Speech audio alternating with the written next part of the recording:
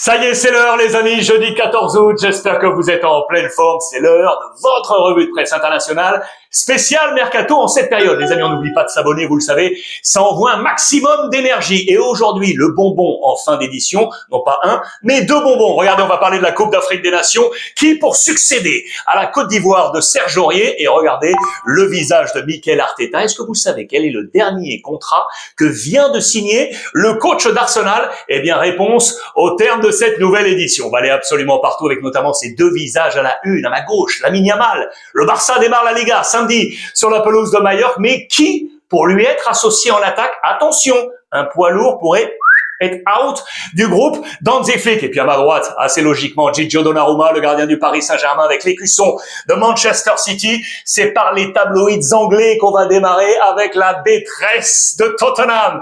Paris s'est imposé la finale de la Supercoupe d'Europe qui s'est jouée hier en Italie, et dire que Tottenham a mené 2-0 à la 85e minute. Thomas Frank, le nouveau coach, pensait toucher du doigt ce premier succès. Eh bien non, ça a été un véritable choc. Richarlison est le symbole peut-être Van de Ven qui a marqué dans ce match avant d'échouer face à Lucas Chevalier durant la séance de tir au but. C'est un contraste, regardez, avec la presse nationale française, le quotidien L'Équipe. Il est là, le nouveau gardien Lucas Chevalier, avec Nuno Mendes présent pour être super champion. Et pourtant, vous le savez, les Parisiens manquaient de jambes. 3 semaines de décompression après la finale de la Coupe du Monde des clubs. Il n'y avait pas de préparation pour ces Parisiens, alors que Tottenham était davantage prêt. Et c'est assez logique de voir ces notes. Là aussi, un contraste. Tottenham a de meilleures notes, les amis. Le coach, tout d'abord, qui prend un 6 face au 4 de Luis Enrique. Regardez ses notes sur 10, notamment le nouveau capitaine. Son est parti, c'est Romero qui a pris ce brassard. Romero marque, il prend un très bon 8 sur 10, Sarr qui prend un 7, il y a des 6 un peu partout, alors qu'à Paris, regardez, il y a un 2 pour Gvara, 3 pour Zaïre Emery, pour Vitinha ou encore pour Hakimi, il y a des 4 également, un bon 6, c'est vrai, pour Ousmane Dembélé, et puis le changement va se faire avec le changement tactique orchestré par Luis Enrique, les entrées de Fabian Ruiz, de Kang In Lee ou encore Demba et plus de Ramos, c'est lui, le Portugais, qui marquera l'égalisation à la 90 plus 4, alors que Lee, entré lui aussi, marque le 2-1 à la 85e minute. Marquinhos l'a dit, le capitaine, au terme du match. Ok, tout n'est pas dans le physique, c'est également dans la tête et la qualité du football. Paris rentre ainsi dans ce ranking très fermé des vainqueurs de la Supercoupe d'Europe menée. Regardez, 6 unités pour le Real Madrid sur le podium avec Barcelone et Milan à la 2e place avec 5. Liverpool, 3e marche avec 4 unités. Paris est là, le premier club français à entrer dans ce ranking. Ce n'est pas rien et du coup, bravo à Lucas Chevalier, le petit nouveau arrivé de Lille, d'ailleurs pour son jeu au pied, oui, mais également pour sa qualité dans les séances de tir au but. Il l'a prouvé, il est là, Lucas Chevalier, il s'est jeté quasiment à chaque fois du bon côté. C'est à noter. Voilà le penalty de Van de Ven qui l'arrête, et c'est le malheureux Tel qui manque le cadre ici, alors que Vitinha avait manqué ce cadre lors du premier tir au but pour le Paris Saint-Germain. Ramos, Dembélé, Lee et Nuno Mendes pour le but de la victoire. En parlant de gardien, je vous fais une parenthèse. Kevin Trapp, les amis, l'ancien du Paris Saint-Germain, pourrait revenir à Paris, en France, mais au PFC. Regardez, lui qui est parti du côté de l'Allemagne, vous le savez, dont le statut serait remis en cause à Francfort. Eh bien, le Paris FC s'est rapproché. On pourrait revoir Kevin Trapp revenir en Liga. Ça, c'est super intéressant. Et puis, puisque Chevalier a quitté Lille, Lille a trouvé son remplaçant qui aurait exactement le même profil que Lucas Chevalier. C'est lui, les amis, Hauser, qui vise une place en sélection. Voilà pourquoi il est venu notamment du côté de Lille. On parle de 15,5 hors bonus pour lui, affaire à suivre, de nouveaux gardiens du côté de notre Ligue 1. En parlant de Paris, en parlant de gardiens, logiquement, on en vient, Gigio Donnarumma, Manchester City, les amis. Alors, c'est toujours la presse anglaise, bien évidemment, avec ces mêmes visages de détresse de Tottenham. Et regardez ici, à la une du Daily Telegraph, eh bien voilà, on nous dit que Manchester City se serait donc rapproché de Gigio Donnarumma. C'est non pas le patient, mais l'impatient anglais. Regardez, c'est dans les colonnes de la Gazzetta dello Sport pour l'international italien. Vous le savez que Gennaro Gattuso, le sélectionneur, n'est pas content de la décision de Paris et du coup veut voir son gardien titulaire jouer. Manchester City est une super piste pour lui. lui. Je vous rappelle que Gigio Donnarumma, son agent, c'est la famille Raiola. Mino Raiola, le papa, c'est Enzo qui a pris la relève maintenant. C'est lui qui gère les affaires avec Paris et donc vraisemblablement avec Manchester City. Voilà ce qui se passe aujourd'hui dans ce circuit. Vraisemblablement, Manchester City mettrait 40 millions sur la table alors que le Paris Saint-Germain en voudrait 50. C'est la première phase de négociation. À voir comment ça va se passer. Le salaire actuel net de Gigio Donnarumma du côté du Paris Saint-Germain, 10 millions d'euros. On aurait appris, je mets tout ça au conditionnel, qu'il aurait demandé une revalorisation salariale trop importante jugée par le Paris Saint-Germain.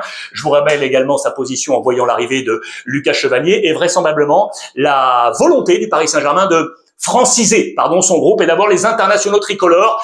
Gigio Donnarumma, international italien, bye bye et très certainement direction Manchester City. D'ailleurs, regardez quelle allure pourrait avoir le 11 de Manchester City envers tous les nouveaux contractés par Pep Guardiola. Donnarumma s'installerait comme une place de titulaire. Pour l'instant, Ederson, vous le savez, mais pisté par le club turc de Galatasaray. Je vous rappelle les nouveaux avec le petit, justement, gardien Trafford qui est arrivé, avec Nouri sur le côté gauche, Reinders arrivé de l'AC Milan.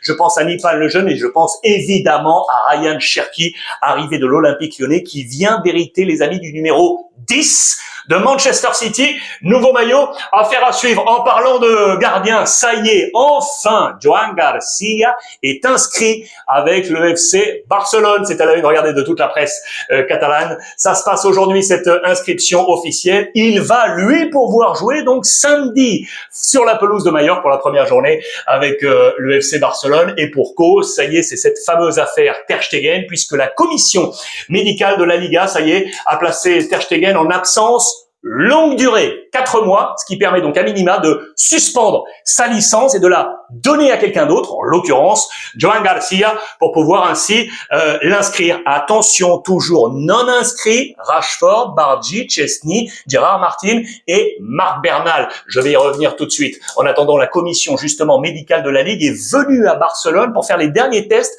de contrôle de l'état physique de Ter Stegen qui, vous le voyez, ça y est, a commencé sa récupération. Il reste au Barça et il a donc commencé cette récup pour pouvoir inscrire les autres. Je vous en ai parlé il y a 24-48 heures. Les membres du board du Barça, de Joan Laporta, ont mis la main à la poche. Je vous en avais parlé. Ça s'est déjà passé du côté du FC Barcelone. On est vraiment ric-rac par rapport au fair play financier. Eh bien, le board aurait réuni 7 millions d'euros pour essayer d'aller toucher ce 1 pour 1 et ce fair play financier pour pouvoir inscrire l'ensemble des manquants dont je viens de vous citer tous les noms. En parlant de tout ça et en parlant d'argent, Inigo Martinez, vous savez, qui est parti du côté de Al Nasser, elle a dit: quand tu vois une offre comme ça arriver, c'est impossible à croire et donc impossible à refuser. C'était une opportunité unique pour lui. Il a rejoint, vous le savez, le club de Cristiano Ronaldo. Lewandowski nous annonce très clairement qu'il aurait reçu une offre, lui aussi XXL, d'Arabie Saoudite, qu'il a refusé. L'international polonais, pour l'instant, pour rester au FC Barcelone. Attention, le mercato n'est pas encore terminé. Affaire à suivre d'ailleurs. C'est lui, les amis. C'est lui, Lewandowski, qui samedi, 19h30, devrait manqué aux côtés de Lamine Yamal. Pourtant, les deux hommes, vous le savez, s'entendent à merveille. Et donc, à Punta Abaja, ce n'est pas encore officiel. Regardez, je vous ai mis cette petite photo lorsqu'il était au Borussia. Il a gagné en musculature. Le père Lewandowski, ce n'est pas encore officiel, mais lui, donc, devrait être absent pour le premier match de Liga. Les jeunes seront là. Vous savez que l'année dernière, fort d'une très bonne pré-saison, eh bien, les Marc Bernal, Alex Baillet ou encore Sergi Dominguez étaient entrés dans les plans de la première journée. Là, il y a pas mal de jeunes qui ont été bons. Affaire à suivre pour la première convocation. Le Barça, les amis, qui est en train de regrimper dans le ranking UEFA, c'est plutôt une bonne nouvelle. L'autre bonne nouvelle, c'est que le Camp Nou accélère. Vous savez qu'on est à la limite pour essayer d'avoir enfin le match à domicile, notamment face à Valence le week-end du 13-14 septembre. Eh bien, ça avance. On accélère de partout pour faire que le Barça puisse ouvrir ses portes pour ce match face à Valence. La dernière information, vous l'avez peut-être vu, regardez, je reviens sur les tabloïds anglais, c'est Rashford, les amis, qui a parlé de No Man's Land, avec une énorme critique pour Manchester United qui le prête, attention, il appartient toujours à United, qui le prête, il y a une énorme critique. C'était sur le podcast de Gary Lineker. Il a tout simplement contesté la stratégie de Manchester United, grosso modo, pour dire que il y en a pas. Il l'a comparé à Liverpool lorsqu'ils étaient allés chercher Jürgen Klopp et la patience de lui laisser du temps avec réussite à Jürgen Klopp. Et ben là, il a été très critique à l'encontre de Manchester United. Je vous montre juste ça. Je vous fais une parenthèse. Regardez la une du Sun. Jokers, Arsenal. Je vais essayer de vous la faire brève. Fusillade du côté de Stockholm, à côté de Stockholm. Il est suédois, je vous rappelle. Au cœur de cette fusillade, vraisemblablement un membre de la famille d'un agent qui a été lié au transfert de Gyökeres du Sporting Portugal vers Arsenal. La presse anglaise, le Sun, mais tout ça au conditionnel, ce serait entre guillemets vanté d'avoir été lié à tout ça. Et du coup, les gangs suédois, vous savez qu'il y a une grosse montée de cette problématique du côté de la Suède. Eh bien, on aurait eu une fusillade comme un coup monté autour de ça. Il y a une enquête policière qui est entrée autour du transfert de Gyökeres. Je ferme la parenthèse. Allez voir tous ces compléments d'informations sur les différents sites internet et vous m'envoyez tout ça via les commentaires sur les différentes plateformes. Je reviens à Manchester United, les amis. Le no man's land également du coup pour Højlund, vous le savez, avec Sesko, avec Cunha, avec Mbeumo, il n'y a plus de place pour les attaquants à Manchester United. Lui aurait aimé rester. C'est ce qu'on nous dit également du côté de la presse anglaise, mais comme il voit qu'il n'y a pas de place, eh bien il serait séduit par le plan de Max Allegri et donc de l'AC Milan. On est parti pour le oui et donc rejoindre Max Allegri qui est en train de préparer son match de dimanche. Premier tour de coupe en Italie, ce sera face à Bari pour l'AC Milan. Voici quel serait le premier plan probable, les amis, avec Maignan, le français, défense à 3, Tomori, Gabia, Pavlovic, au milieu le petit nouveau Ricci du Torino, Fofana qui serait là l'ancien de l'AS Monaco, le nouveau Estopinian de Brighton, Selemakers, Loftus-Cheek, Pulisic et Leao en médaillon, notamment Luka Modric. Mais voici quel serait le 11 de départ. Je vous rappelle que lui, ça y est, lui aussi il arrive, Atekane en provenance des Young Boys de Berne, joueur important pour composer cet effectif de l'AC Milan. Le Real Madrid, on en vient maintenant, le dossier Real. Alors, Xabi Alonso est ici, regardez la une de AS de ce matin. On a une amélioration générale avec un symbole, Kylian Mbappé, le nouveau numéro 10, laissé vacant par Luka Modric. Dans les pages de Marca, Mbappé se libère. Se libère de quoi? On nous rappelle là que durant les derniers étés, les situations avaient été un peu compliquées pour Kylian Mbappé, notamment la séparation avec le Paris Saint-Germain, les choses comme ça, qui lui avaient peut-être pris de l'énergie. Là, il est libéré. La Coupe du Monde des clubs s'est terminée. 3 semaines pour décompresser total. Il a marqué à 2 reprises face au Tyrol dans le dernier match de préparation. On l'estime libéré pour porter parfaitement le projet de Xabi Alonso qui, pour la première fois, a pu aligner ses 3 nouveaux défenseurs. Un écusson à 120 millions entre Carreras, Trent Alexander-Arnold et Højlund. Tout ça, ça pèse 120 millions. C'était associé à Militao de retour de blessure. Cela pourrait bien être le premier quatuor de la Liga côté Real Madrid. Et puis, on nous rappelle bien évidemment que Xabi Alonso a toujours un œil sur lui, sur Konaté, le français de Liverpool. Liverpool qui lui met la pression. On veut le voir prolonger. Il lui reste 1 an de contrat. Ça veut dire qu'il partirait libre. Et du coup, on lui met la pression. D'ailleurs, au passage, j'ai adoré vos commentaires sur les réseaux sociaux. Je salue mon copain Bila Zakaria du Burkina Faso qui envoie un avis. Selon Marca, Liverpool serait ouvert à un départ de Konaté. Le Real veut faire une offre de dernière minute de 25 millions à Liverpool. Ça va être super de voir une concurrence en défense du Real Madrid. Merci pour tous vos avis partagés. Je les récolte, je les lis, vous le savez, avec beaucoup de gourmandise. Et comme ça, de temps en temps, je vous en montre un. Merci, monsieur Zakaria, depuis le Burkina Faso. On était sur la défense centrale à Liverpool. Regardez pourquoi on met d'autant plus la pression à Konaté, c'est qu'en plus on a déjà préparé l'après. Regardez, Léoni, qu'on avait annoncé du côté de l'Inter, on va y revenir, et de l'AC Milan, pam, il signe à Liverpool, là où est son idole, Van Dijk. On parle de 35 millions plus bonus. Léoni prend donc la direction de Liverpool. Ça pourrait libérer Konaté, attention, vers le Real Madrid. Le chantier donc défensif de l'Inter, chez vous, qui se prend la tête. Il n'a plus de Léoni, que va-t-il faire? Attention, on a peut-être une piste. Je vous la montre tout de suite, mais juste avant, regardez, je vous montre encore une petite chose, notamment côté Real Madrid. Ça y est, c'est aujourd'hui, jeudi. Ce jeudi, il a 18 ans. Mastantuono de River Plate, et donc il peut officiellement signer majorité en faveur du Real Madrid. Présentation aujourd'hui. Bon anniversaire à lui, l'ex de River, qui donc rejoint le Real Madrid, et donc les plans de Xabi Alonso. On parle de régénération, je vous montre ça également, une parenthèse très intéressante. El Cholo Simeone, regardez, pour le changement de cycle, lui il est là depuis la préhistoire, il a encore changé, regardez tout ça. Ça, ce sont le nombre de saisons, ok, des joueurs de son effectif, avec les âges également. Eh bien, regardez, la 1, ça veut dire que tous les nouveaux sont là en bas. Anco, Ruggeri, Pubi, Cardoso, Almada, Baena, et le dernier arrivé de Naples, Raspadori. Regardez juste au-dessus, là, 2. Ça veut dire qu'ils sont arrivés l'année dernière. Donc, vous aurez compris que plus de 50% de l'effectif, si on est ici, a été modifié depuis l'été dernier. On est en phase de régénération. Il y a que 5 joueurs, regardez, qui ont joué plus de 5 saisons à l'Atlético Madrid. Llorente, Griezmann, 10, Oblak, 12, Jiménez, 13, Koke, 17 saisons. On est en phase de régénération. Est-ce que ça va marcher à l'Atlético Madrid? Affaire à suivre. J'en reviens donc à l'Inter et l'objectif chantier défense de Chivou. Léoni, c'est donc mort. Direction Liverpool. Eh bien, 2 nouvelles cibles. Et c'est français, les amis. Ils sont là. Regardez, je vous les montre. Le premier, c'est Solé. Il est là, notre ami Solé. Il a également la nationalité centrafricaine. Je salue tous les copains de Centrafrique qui sont avec nous. Ce serait une offre pour l'Udinese à 30 millions d'euros. Et le deuxième, Loïc Badé, les amis, de Séville. Là aussi, on parle de 30 millions d'euros. Les 2 hommes sont ici. Regardez, pour éventuellement prendre ce poste dans cette défense à 3. Pourquoi? Eh bien, parce qu'on estime du côté de Chivou qu'il y a des hommes qui sont trop vieux maintenant, notamment à Cherby ou encore De Vrij, qui vont rester. Mais il faut là aussi régénérer. Voilà le plan défensif aujourd'hui de Chivou. En attendant offensivement, toujours qu'on trouve enfin l'épilogue du dossier feuilleton Lookman. Chivou qui attend ça. Le joueur de l'Atalanta, vous savez, qui s'était réfugié à Londres pour attendre que ça se passe. En parlant d'Angleterre, c'est un coup de billard à 3 bandes parce que l'Atalanta attend de son côté d'aller chercher son successeur, c'est lui, Muniz. Je vous en avais parlé de Fulham. Tant que ça, ce n'est pas fait, eh bien, Chivou ne peut pas récupérer le père Lookman. Affaire à suivre. Vlahovic toujours bloqué, les amis. Hier, il y a eu un super match à Turin pour les supporters de la Juventus de Turin.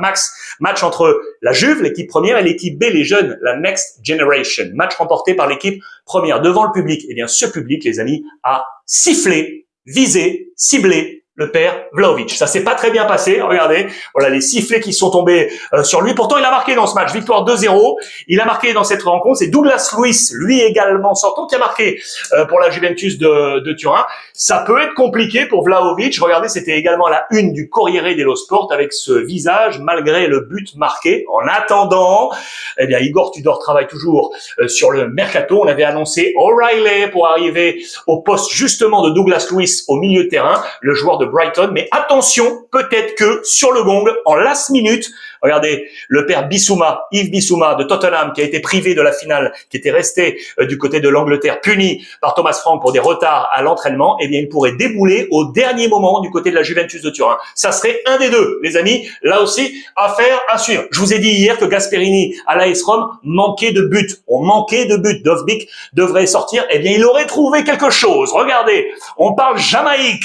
Lui, vous le connaissez, c'est monsieur Leon Bailey, les amis, qui joue à Aston Villa, le Jamaïcain de 28 ans. Eh bien, ce serait la nouvelle cible offensive de l'AS Rome. On parle de 23-25 millions d'euros. Ça serait son 6e pays déjà depuis qu'il a quitté la Jamaïque. Il est allé en Autriche, il est allé en Slovaquie, il est allé en Belgique, il est allé en Allemagne, l'Angleterre avec Aston Villa et donc peut-être aujourd'hui la Serie A, l'Italie avec l'AS Rome. Affaire à suivre. Le Napoli, en parlant de trophée de la Ligue des Champions, que va disputer le Napoli? C'est la mission aujourd'hui d'Antonio Conte, le coach, et pour cause, on revient sur son palmarès dans ses différents clubs. Vous le voyez, il a pris les 3 Scudetti ici avec la Juventus de Turin, il a pris le titre de champion en Première Ligue avec Chelsea.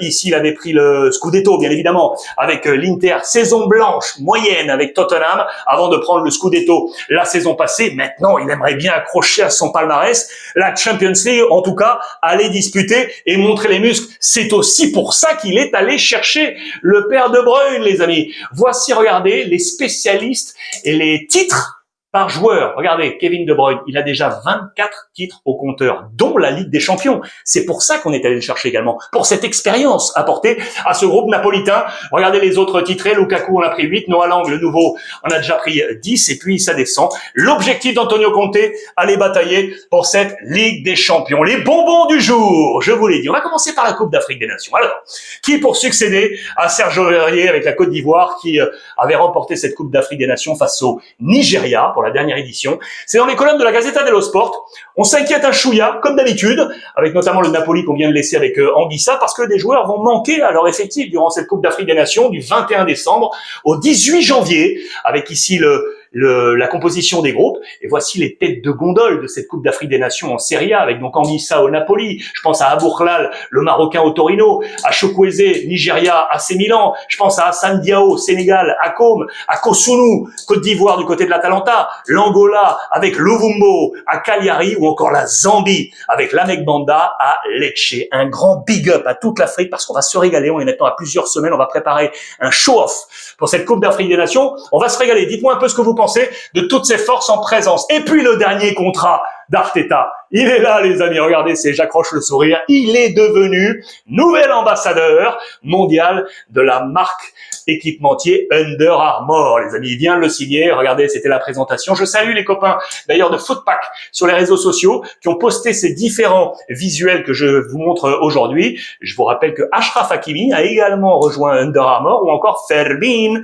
du côté du Barça. Lui aussi, chose Under Armour. Mikel Arteta a donc rejoint. C'était dans les colonnes de Mundo Deportivo. Dernier contrat signé par le coach espagnol d'Arsenal. Voilà pour ce point complet en ce jeudi, les amis. Dites-moi ce que vous en pensez. Faites-moi part de toutes vos remarques via les commentaires. En attendant, passez une bonne après-midi, un bon petit café, le bon petit café bonbonne, comme je voulais préciser avec la recette. Je vous embrasse, prenez soin de vous et n'oubliez pas, profitez des vôtres, les amis.